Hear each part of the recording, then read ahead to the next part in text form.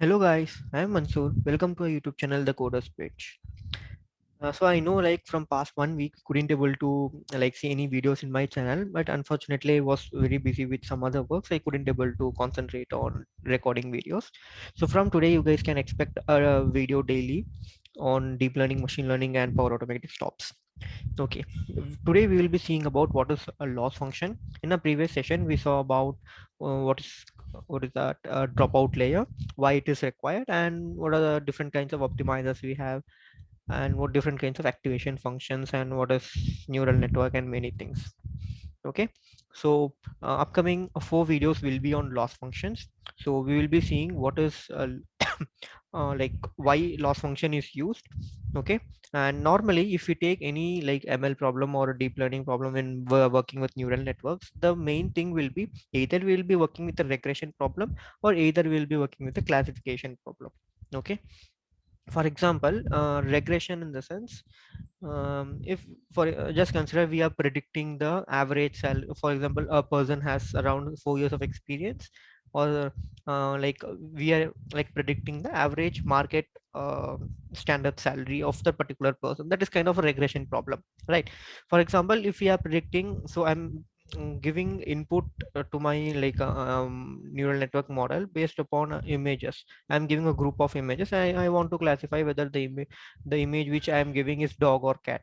If it is dog, it will be giving 0. If it is cat, it will be giving 1 because I gave the image of a cat.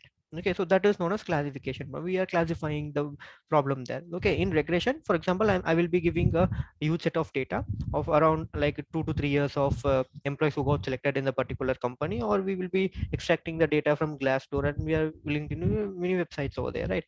Okay, so we'll be extracting and we'll be passing. So based on the experience, location, and the master's degree or the education qualification, the salary may differ. Okay, so in that case, that will be a regression kind of problem. Okay, so we have many kind of things. So for this entire thing, right, we will be deriving a loss. Loss is nothing but the distance or the gap between the predicted value with the actual value. Okay, so we'll see in regression problem. So we will be seeing what is mean squared error today. So this will be our first error. So we'll be starting from this and we'll be seeing till the hinge loss. Okay, so hinge loss I forgot to tell, right? Hinge loss is nothing but, so when we are for example, just consider we expect the value as -1, or our predicted value is 1. Okay, so in that case we will be going with, so I will be telling what is hinge loss when we are saying the respective videos. Okay, so let's jump into the whiteboard and we'll see what is what is this mean squared error loss. Okay, so this is a whiteboard. So here we will be seeing what is our loss function. So here we can able to see, right? So this is our neural network. Okay, in this neural network here we will be finding the y hat value or y cap value. Okay, so normally what is till now in our neural network, what we saw, loss function is nothing but y minus y hat the whole square. This whole square is to penalize the error. Okay, so this is a loss function we saw. So today we will be seeing what is mean squared error loss. So mean squared error loss is nothing but, we also call this as mean squared error is MSE. Okay, 1 divided by n summation of I is equal to 1 to n, where y minus y hat the whole square. Okay, so this is the formula for calculating a mean squared loss.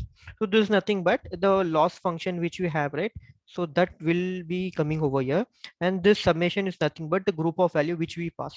So I told, right, we will be in gradient descent, we will be passing only one value. In stochastic error gradient descent, so in sorry in gradient descent we'll be passing the multiple values. In stochastic error we'll be passing one, and mini batch will be giving a batch of data. So in that case this n denotes the number of data. Okay, and we will be finding the mean value for the for example, we have 6 inputs, just consider. Okay, so we will be like giving our data in front propagation, and we will be calculating our loss, and we will be back propagating again. Correct, that means we will be having 6 different kinds of loss function. So we need to predict the value.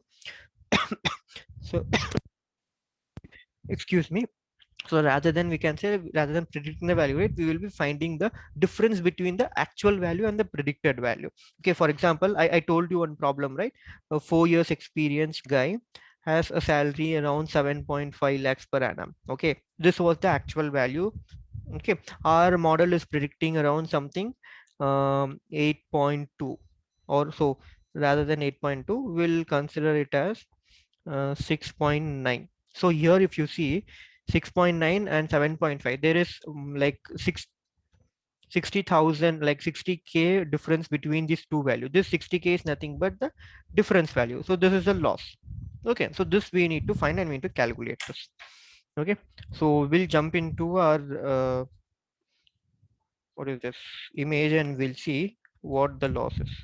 So I told you, right, this green color dots is nothing but, this green color dots are nothing but the actual value, and this yellow dots are nothing but the predicted value. So I did the orange line which is here, right? This line is nothing but a best fit line.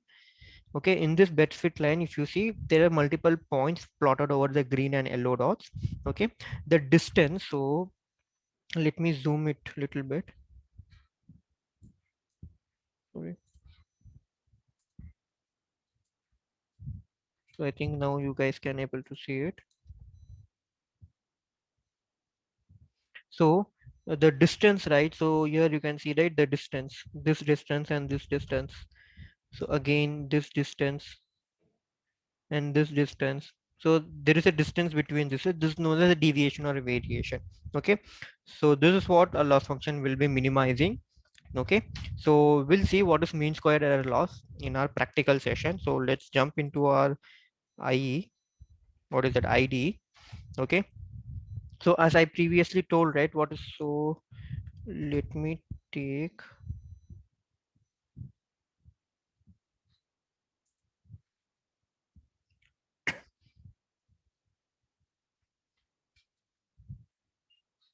okay.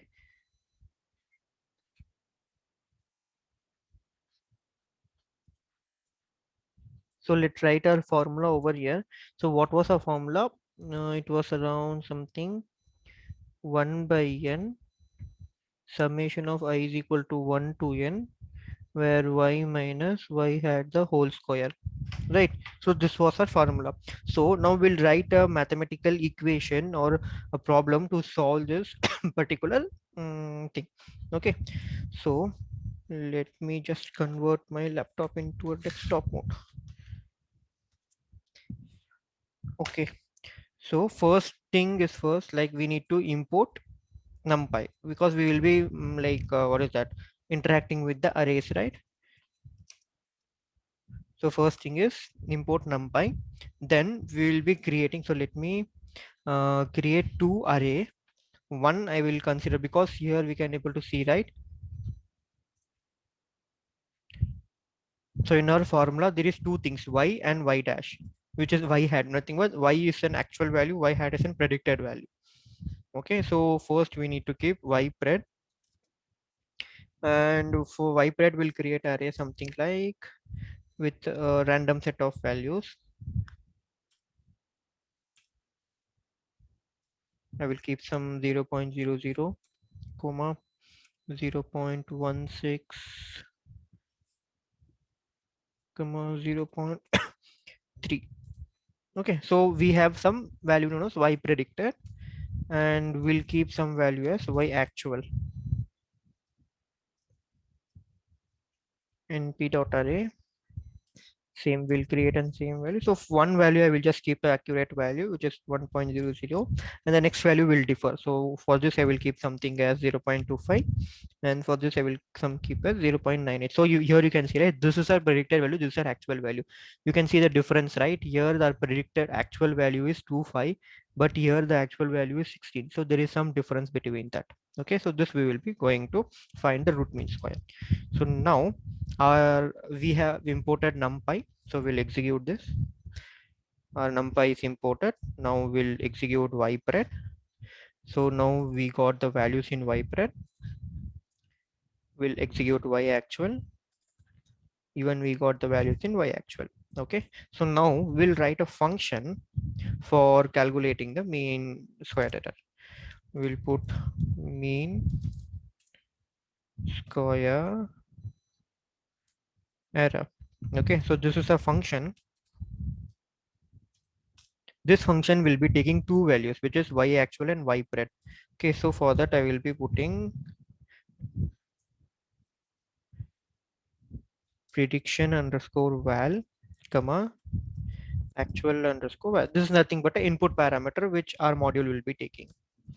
Okay, so now we have created input function. So first thing is we need to find the difference between this y and y hat.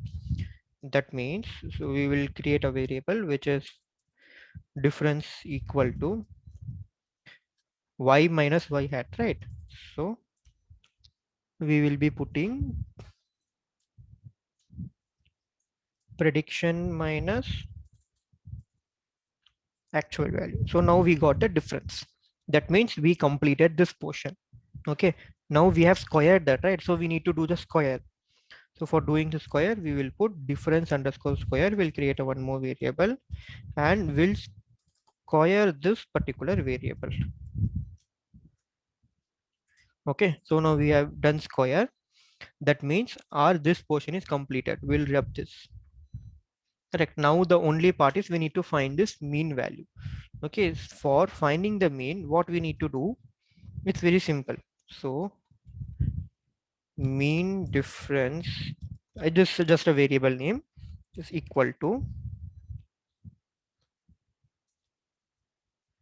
difference square dot mean, because mean is in this class, right? So we will be just calling it over here function. Okay, so now we have created a, what is that, we differentiated the value, we squared them and we mean them. So this portion is also completed. We'll rub this. Okay, so now we'll returning the value to this function itself. Return mean square. Okay, so now our function is created for mean square error. Now we will be calling this function. So for calling this function, I will be using some value is msc val. Okay, I will use something msc val is equal to, I will call this function and I will pass the two values, which is y pred and y actual. So this is y pred comma y actual. Okay, so this will be returning us the difference, like what is that, mean squared error, right? So we'll capture that in a variable, what is that, print statement.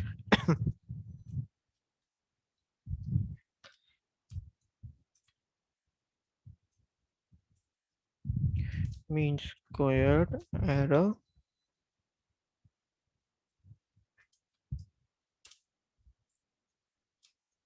will typecast into string, then we'll just put the value over.